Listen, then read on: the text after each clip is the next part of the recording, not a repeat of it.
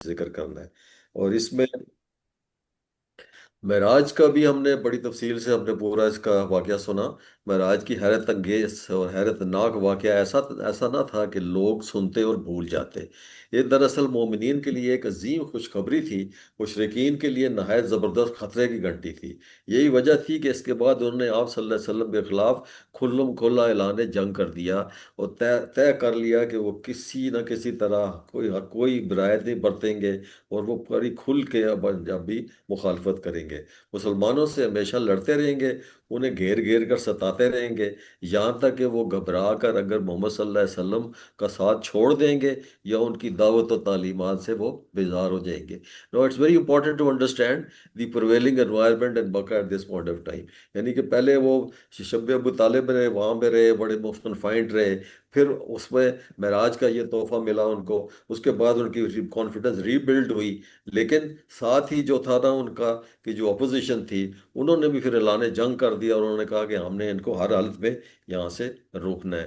تو ابھی اس میں پھر نبی صلی اللہ علیہ وسلم نے ایک بہت زبردست اسٹریٹجی، ہم اس کو ملٹری ٹرمز میں نا اس کو جو ڈیفائن کریں تو اس کے بڑی ہمیں مثالیں ملتی ہیں، کہ انہوں نے سوچا کہ ابھی مکہ تو از بیکم انلیویبل، تو میں کیوں نہ now why shouldn't I export this ideology now to Medina.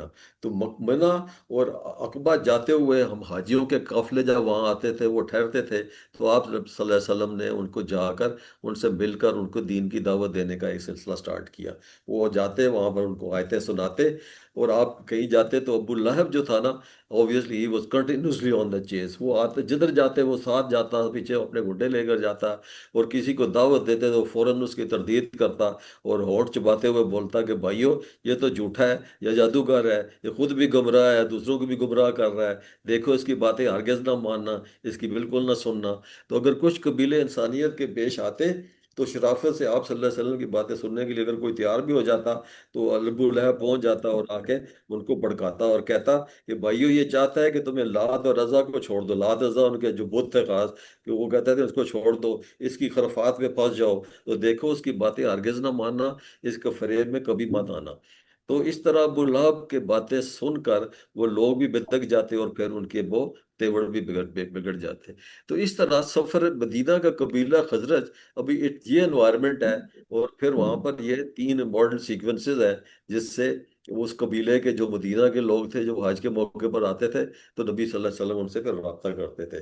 تو اس سفر میں مدینہ کے قبیلے خزرج کے 6 افراد واز دا فرسٹ ون جو آئے، جو جن آئے تو نبی صلی اللہ علیہ وسلم پر ایمان لائے۔ اس کے بعد 12 افراد آئے، اور انہوں نے بھی اسی طرح اس میں سے 10 افراد قبیلے خزرج کے تھے، اور دو جو قبیلے اوس کے تھے، اس کی تفصیل میں جاتا ہوں۔ اور پھر اگلے سال موصب بن عمیر کی تبلیغ، موصب بن عمیر ایک نبی صلی اللہ علیہ وسلم کے صحابہ تھے، وہ جب یہ سیکنڈ 12 جب آئے ہیں، تو وہ نبی صلی اللہ علیہ وسلم نے ان کو ساتھ مدینے بھیج دیا کہ جاؤ جا کر اللہ کا پیغام وہاں پر پھیلاؤ۔ اور next time when this group came, تو it was a larger number, جو 70 مرد تھے اس میں 2 عورتیں تھیں، 72 تھے۔ تو پھر اب مکہ کے مسلمانوں کو مدینہ کی طرف ہجرت کی، اللہ کے نبی نے ان کو اجازت دے دی۔ وہ جو حبشہ میں بھی جو تھے، ان کو بھی اجازت دے گی کہ آپ بھی جو ہے مدینہ کی طرف ابھی روانہ ہو جائیں وہاں سے۔ تو سب سے پہلے جو ہے وہ یثرب کے وہ نوجوان، یا رسول اکرم طائف کے سفر سے جب واپس آئے، تو مطمئن دادی جس نے ان کو پناہ دی تھی مکہ میں، وہ داخل ہوئے۔ تو یہاں دعوت کا کام شروع ہوا ہے۔ آپ کو مکہ سے باہر کسی بڑے قبیلے کی پناہ کی تلاش تھی، تو حج کے دوران آپ نے کئی مشہور قبائل سے رابطہ کیا اور کہا کہ مجھے پناہ دے دو، لیکن انہوں نے پناہ دینے کی حامی نہ بھری۔ تو this was the 10th year, نبوت کا 10واں سال تھا۔ تو خزرج کے 6 آدمی حج کے ارادے سے نکلے، اور ساتھ ہی قبیلہ بنو نراج کے 2 آدمی اس میں تھے۔ یہ رشتے میں حضرت عبد المطلب کے ماموں تھے، یعنی کہ وہ حضرت عبد المطلب جو نبی صلی اللہ علیہ وسلم کے دادا تھے۔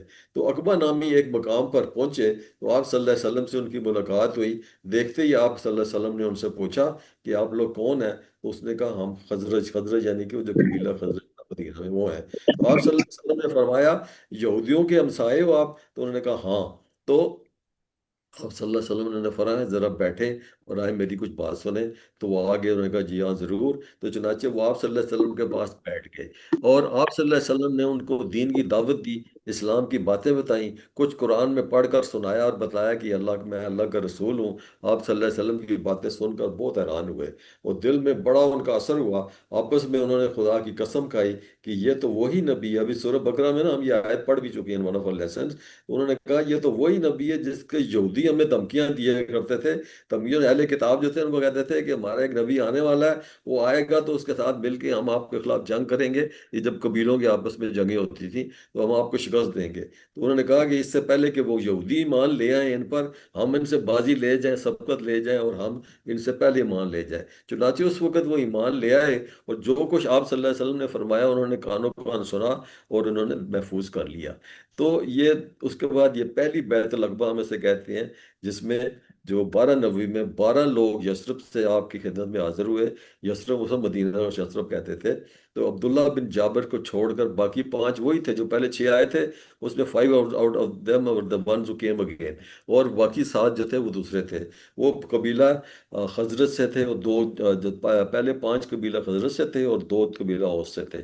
اس میں معاذ بن حارث تھا، عبداللہ بن سامت تھا، عباد بن عبادہ تھا، اون بن سعدہ تھا، اور پھر اسی طرح زکوان بن القیس تھا، اور یزید بن صبلہ، اور ابو الحسین بن لتمان تھا۔ تو نبوت کا بھی دیئر ان دا 11th آور، اس کو بیت العقبہ کہتے ہیں، یعنی کہ یہ عقبہ سے آپ سے ملاقات کے لیے یہ 12 لوگ آئے۔ وہیں پر ان لوگوں نے اسلام قبول کیا، بیعت کی اور عہد کیا کہ اب ہم شرک نہیں کریں گے، اور چوری سے دور رہیں گے، اولاد کو قتل نہیں کریں گے، اور کسی پر بہتان نہیں لگائیں گے۔ آپ صلی اللہ علیہ وسلم نے فرمایا اگر اس عہد کو نبھایا تو اللہ جنت دے گا، اگر اس سے کوئی برائی سرزد ہو گئی تو مولا کی مرضی ہے، وہ چاہے تو آپ کو معاف کر دے، تو چاہے تو آپ کو سزا دے۔ تو یعنی یہ بیت الاولیٰ اس کو کہتے ہیں، یعنی کہ فرسٹ بیت سے نام اس کا مشہور ہے۔ تو اس میں حضرت مصعب بن عمیر رضی اللہ عنہ جیسے بتایا کہ وہ ان کے ساتھ اللہ کے نبی نے ان کو کہا تو آپ ان کے ساتھ ہی مدینہ چلے جائیں اور وہاں پر جا کے لوگوں کو دین کی تعلیم دیں۔ تو پھر اس کے بعد بیت العقبہ ثانی کہتے ہیں، اور اس کو بیت العقبہ کبریٰ بھی کہتے ہیں، بیکاز اس میں زیادہ تھی نفری بندوں کی۔ اس سال مدینہ سے 73 مرد تھے، 2 عورتیں حج کے لیے کعبہ میں تشریف لائیں۔ آپ صلی اللہ علیہ وسلم سے ان کی ملاقات ہوئی، اور وہیں عہد و بیعت کے مناسب جگہ پر انہیں تجویز کی۔ تو رات کی تنہائی گزر گئی کا حصہ گزر گیا، اس وقت مدینہ کے مسلمان چپکے سے اٹھ کر مکہ میں کچھ فاصلے پر اقوا پہنچ گئے۔ وہاں وہ ٹیلوں سے چٹانوں کی آڑ میں دبک گئے اور آپ کا انتظار کرنے لگے۔ آپ صلی اللہ علیہ وسلم نے قرآن پاک کی ان کو چند آیتیں پڑھ کر سنائیں، اور جن چیزوں سے اللہ نے، نو دس از ویری امپورٹنٹ، ابھی نبی صلی اللہ علیہ وسلم بیسیکلی ان کا الٹیمیٹ ایم تو یہ تھا کہ یہ لوگ یہاں سے میرے سے بیعت کر کے اسلام قبول کر کے جب واپس مدینہ میں جائیں گے تو وہاں پر ایک نیوکلس کریٹ ہو جائے گا، ایک انوائرمنٹ، ایک ماحول، ایک فرینڈلی جو انوائرمنٹ کریٹ ہو جائے گی، تاکہ وہ ان دا بگر پلان آف ہجرت۔ تو جن چیزوں سے انہوں نے ان سے وعدہ لیا کہ جن چیزوں سے تم اپنے بال بچوں کو بچاتے ہو، کیا مجھ کو بھی بچاؤ گے؟ بس اتنا ہی اطمینان میں چاہتا ہوں۔ تو انہوں نے کہا ہاں، قسم ہے اس ذات کی جس نے آپ صلی اللہ علیہ وسلم کے حق کو ساتھ بھیجا، آپ کے ساتھ بھیجا، ہم آپ صلی اللہ علیہ وسلم کو بچائیں گے، اللہ کے رسول ہم پر ہم آپ پر بیعت لیں گے۔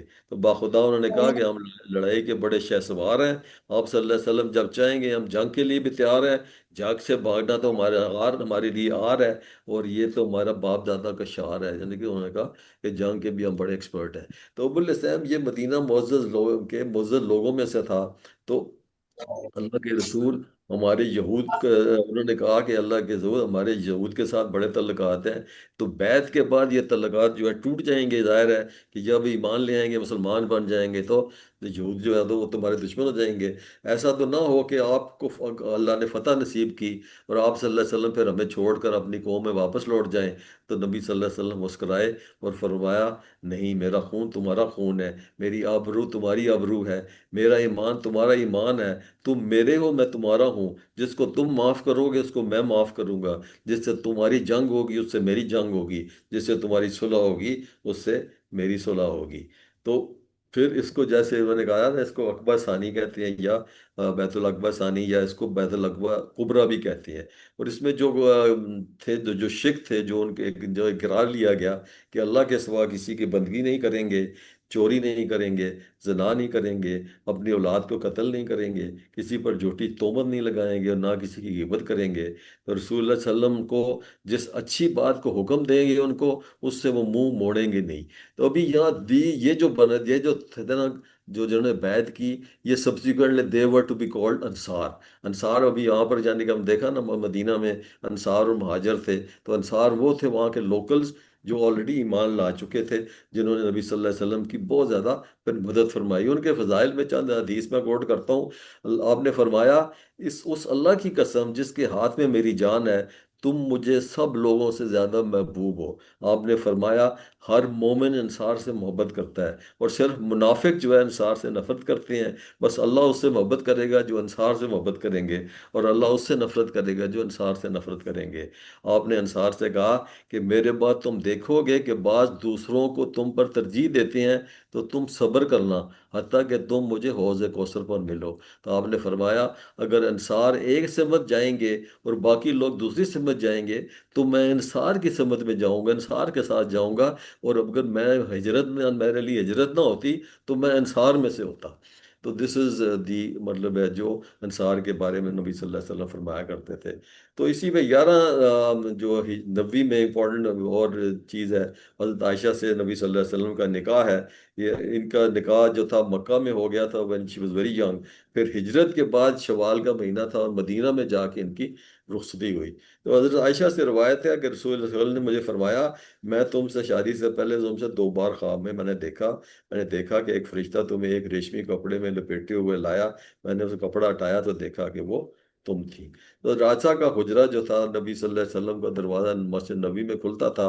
رسول اکرم نے فرمایا کہ عائشہ دوسرے عورتوں پر فقیت ایسے ہے جیسے عربی کھانے، سرید یا کھانا تھا وہ شوربے والے کھانا جو نبی صلی اللہ علیہ وسلم پسند کرتے تھے، انہوں نے کہا کہ باقی جو کھانے ہیں ان پر جیسے اس کی فوقیت ہے، اسی طرح حضرت عائشہ کو فوقیت ہے۔ تو حضرت عائشہ اسی 17 رمضان یس 58 ہجری میں ان کی وفات ہوئی۔ اس وقت وہ شی وہ 64 ایئرز اولڈ، اور ان سے بہت زیادہ حدیثیں مروی ہیں جو 2210۔ تو ابو ہریرہ نے پھر ان کا جنازہ پڑھایا۔ تو ابھی now we come to the next part ہے، وہ ہجرت ہے، ہجرت مدینہ منورہ۔ ابھی ہجرت کیسے